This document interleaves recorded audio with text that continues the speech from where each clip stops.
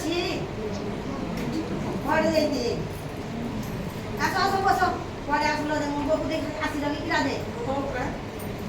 ବସିଲ ମା ବସ କିରା ଲାଗି ଦିଦି ମାନେ ଆସିଛନ୍ ଦେ ବସ ବସ আর তোমার পুয়া পুড়িয়ে ডাকিছ କୁଆଡ଼େ ଗଲେ ପୁଅ ଆଇ ତ ଆଇ ବସ ଏଡ଼େ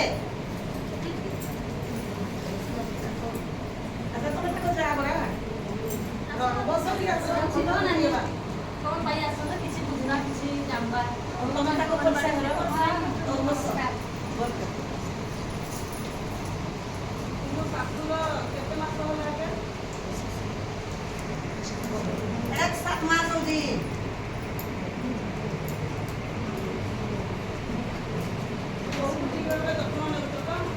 ଆଉ ଏଇଭଳିଆ ଲୋକକୁ ପଚାର ମୋର ତାକୁ କିରା କିରା ଦରକାର କିରା ନାହିଁ ଭଲ ଲାଗୁଛି କି ନାହିଁ କୋଉ ଭଳିଆ କଥା କରିବ କୋଉ ମେଡ଼ିକାଲକୁ ଯିବ ଟିକେ ଭଲକିରି କହିଦିଅ ମୁଁ ତ ନାହିଁ ଜାଣି ତମକୁ ତ ଆମର ଯୋଉ ଏଜେଣ୍ଟ ଯାଉଛ ଆମେ ତ ତମକୁ ସବୁବେଳେ ଯିବା ଆସିବା ପାଇଁ ସବୁ ଏଜେଣ୍ଟ ଟିକାକରଣରେ ଜାଣିବ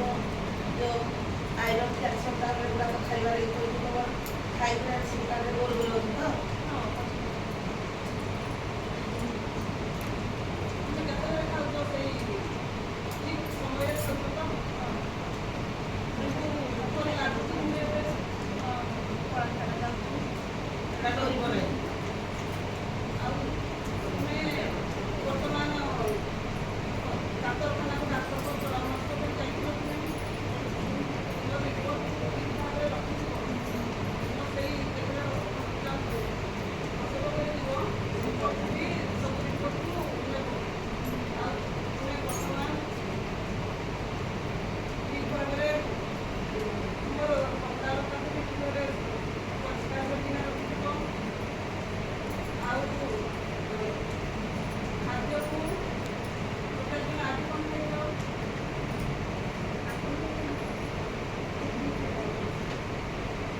ଦିଦି ଶୁଣ ତ ସେମାନେ ମୋର ନାନୀ ସବୁବେଳେ ସେମାନେ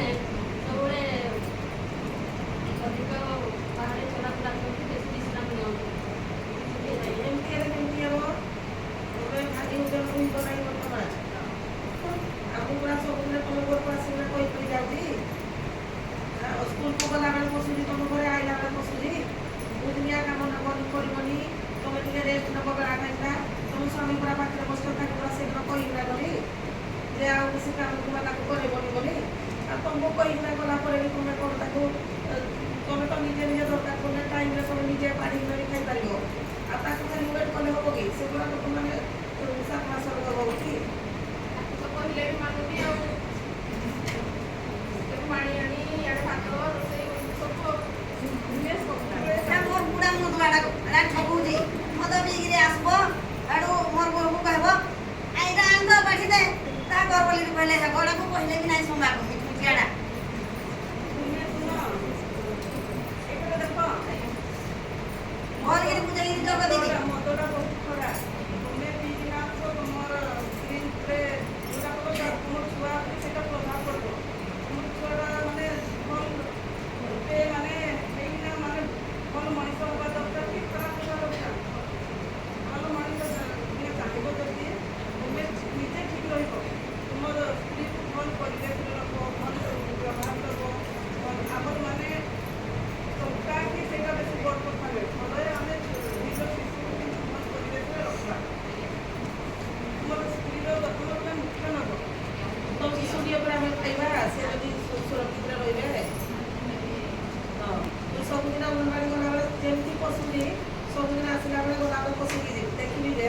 ଏତେ କ'ଣ କରୁଛ ତାକୁ ଯାଏ ତମେ ପଇସା ରହିଯାଅ ତମକୁ ବି ପଚାରିବି ଆସିଲା ବେଳେ ତାକୁ ନିଜେ କହିବ ତାଙ୍କର ମମତା ଦିବସକୁ ଗଲାବେଳେ ସାଇକେଲିଂ କରିକିନା ଯାଉଛନ୍ତି ତ ଏଟା ଟିକେ ହେଇଯାଉଛି ଆଉ ନାଇଁ ତାଙ୍କ ଘର ତ ଏବେ ତାଙ୍କ ତମ ଗାଡ଼ିରେ କିଣିଛନ୍ତି ତାଙ୍କ ଗାଡ଼ିରେ ବସେଇକିନା ସେ ନେବା ଗଣିବା ଆଉ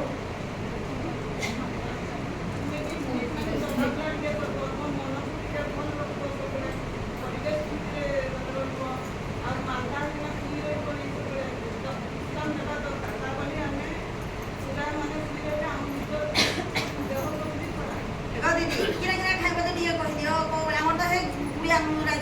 ବାକି ଆଣୁ ହେଇରା ଆମେ ଖାଉଛୁ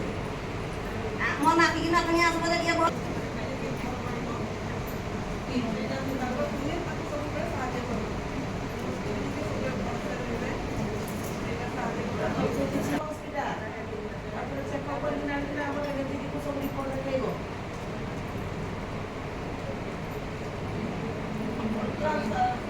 ଯଦି କହିବେ ଏମିତି କରିବା ପାଇଁ କି ଡକ୍ଟର ଆଜ୍ଞା କହିବେ ତାହେଲେ ତ କରିବ ନହେଲେ ଏମିତି କରିବା କିଛି ଆମର ଦରକାର ନାହିଁ ସେ ଖାଇବା ସହିତ କମ୍ କରୁଛି କଣ ପାଇଁ ବର୍ତ୍ତମାନ ପୁରା ସେ 2 ଜଣଙ୍କର ଖାଦ୍ୟ ଖାଇବା ଦରକାର ତାକୁ ବି ସବୁବେଳେ କହୁଥିଲ ଆଉ ତୁ ବେଶୀ ବେଶୀ ଖାଇବୁ କିଏ କାହାକୁ ଜଗିବୁନି ତୁ ଗଲା ଏ ଯେଉଁ ରନ୍ଧାବଢ଼ା ସାଲାଡ଼ ତୁ ଖାଇବୁ ବୋଲି ତାକୁ କହୁଛି ଘରେ ଯଦି ତାଙ୍କ ପେଟ ମାନେ ଖାଇପାରିବେନି ସେ ଅଳ୍ପ ଅଳ୍ପ କରିକି ଖାଇବ 5 ଖାଇବ ମାନେ ଖାଦ୍ୟ ଆଉ କିଛି ବି ଦରକାର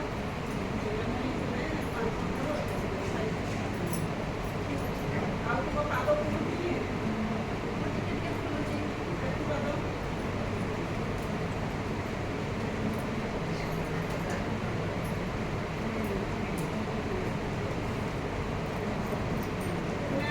ଶାଗ ପନିପରିବା ଟିକେ ଆହୁରି